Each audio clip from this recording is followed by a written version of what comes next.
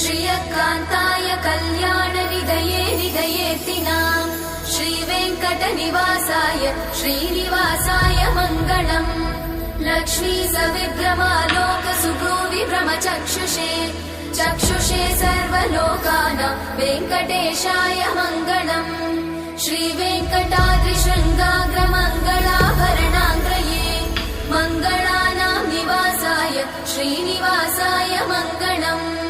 सर्वावयव सौन्दर्य सम्पदा सर्वचेतसां सदा सम्मोहनायास्तु वेङ्कटेशाय मङ्गलम्। नित्याय निरवध्याय सत्यानन्दचिदात्मने सर्वान्तरात्मने श्रीमद् वेङ्कटेशाय मङ्गलम्। स्वतः सर्वविदे सर्वशक्तये सर्वशेषिने सुलभाय सुशीलाय वेङ्कटेशाय मङ्गलम्।